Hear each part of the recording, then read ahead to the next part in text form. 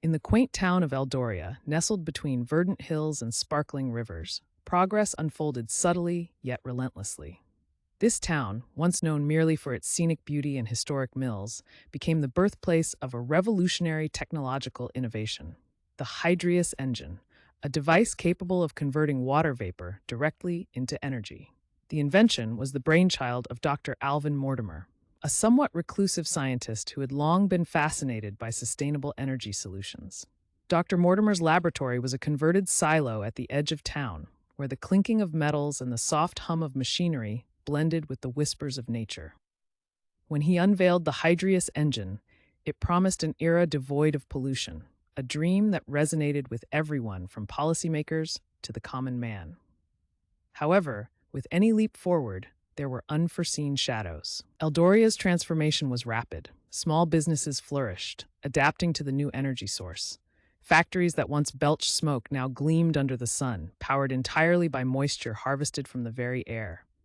The town became a symbol of a new way of living, clean, efficient, and harmonious with nature. Yet, beneath this glossy surface, a web of ethical dilemmas began to unfold. As Eldoria prospered, it attracted a flock of investors and entrepreneurs. Soon, the landscape started to bear the weight of expansion. The demand for the Hydrius engine grew, as did the infrastructure required to manufacture it on a global scale. Fields where wildflowers once danced were now overridden with sprawling complexes and supply depots. The water cycle, integral to the functioning of the engines, began to show signs of distress, with local climates subtly altering. Dr. Mortimer, once the town's hero, now faced a moral quandary. His invention had been designed to harness nature's gift, but not to exploit it.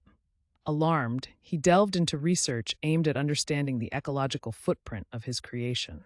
His studies revealed a troubling insight. While the engines reduced carbon emissions, their overuse could disrupt local ecosystems, potentially leading to droughts or even altering regional climate patterns. The revelation was a bitter pill. The scientist, armed with data and determination, decided to confront this new challenge.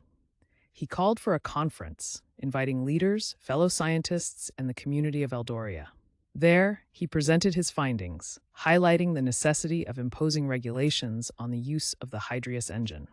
The proposal included limiting numbers, implementing rigorous environmental impact assessments, and investing in further research to minimize adverse effects. The community listened, torn between the prosperity they had come to enjoy and the unforeseen consequences they never anticipated. The debates were heated, with moments tipping from fear towards resolve. In the end, Eldoria chose a middle path.